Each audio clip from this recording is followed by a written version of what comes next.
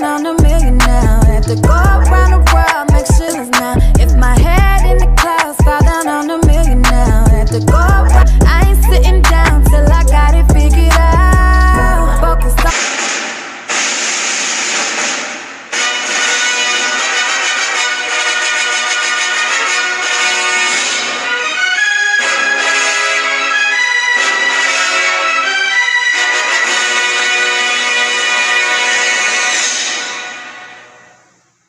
Well, hello, this is My Indigo Mind, and I am your host, Tashana, and today we got a little Hollywood scandals.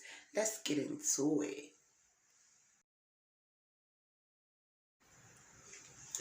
During the golden age of Hollywood, secret stories happening behind the scenes were often more intriguing and certainly darker than anything on the silver screen. In an era of sanitized, often piratical popular entertainment, old Hollywood scandals seeped in moral bankruptcy were fueling the creative administration and financial branches of the motion picture industry, from studios hooking impressionable kids on drugs to women forced into abortions to maintain their image. Scandals old Hollywood covered up will certainly change the way you look at Tinseltown. Rose-tinted past in the era when studios had fixers who used many intimidation to save the reputation of a starlet. The studio, countless scandals were covered up. Many of these secrets from old Hollywood scandals were swept under the rug when they happened and sealed in airtight boxes for many generations to come. In an attempt to erase them from history, to preserve the legacy of those involved. In other cases, the public got wind, then not soon thereafter simply forgot they'd happened in the first place. But as the years have passed, many of these secrets and cover-ups have been revealed, showing a darker side to the studios and stars of old Hollywood. Before she became a star, Joan Crawford appeared in at least one pornographic film. As the story goes, MGM spent years and hundreds of thousands of dollars tracking the movie down and destroying it. Crawford was one of MGM's biggest stars. So when studio press found out she starred in a pornographic short, Velvet Legs as a teenager, probably while underage, the gloves were off. Allegedly, MGM's notorious fixer, Eddie Manick, partnered with the mob to track down extortionists asking $100,000 for the film.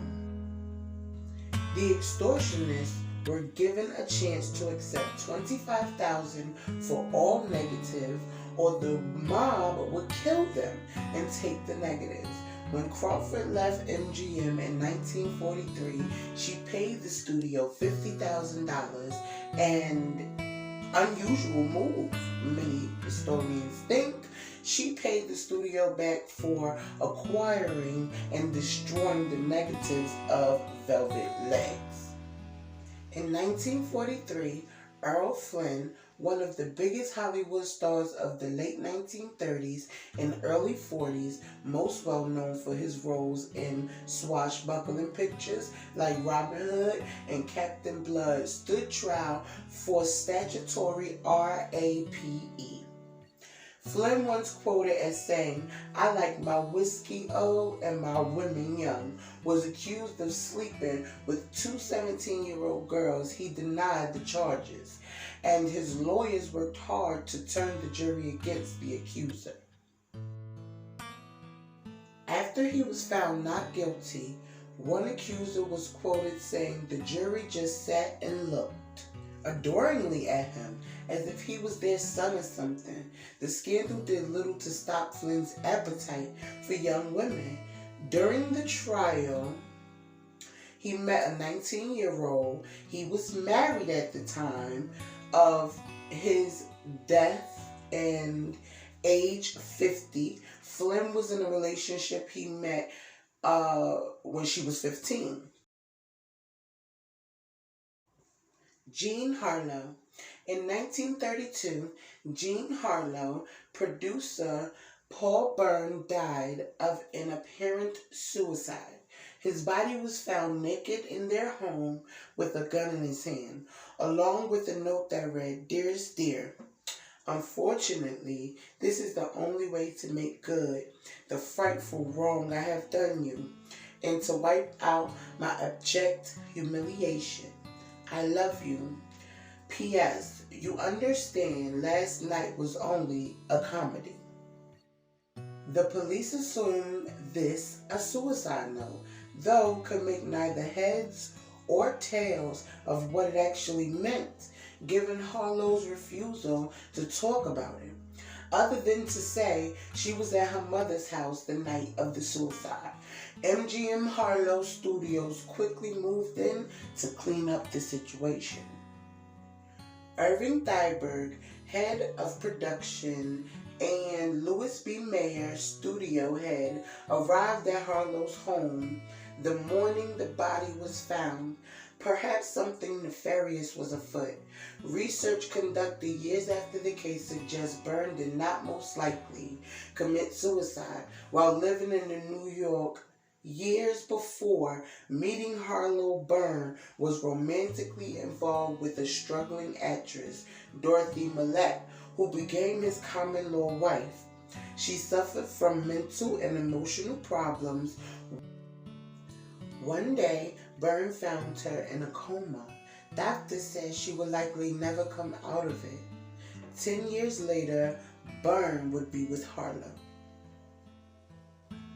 Away for an evening, according to some accounts, he provoked an argument to get her to leave the house. Byrne supposedly died the same night he arranged to meet Millette. 9 days after that, Byrne died. Millette's body was found in the Sacramento River, leading researchers to believe she killed him. Well, this has been the first episode of Hollywood Scandals, okay?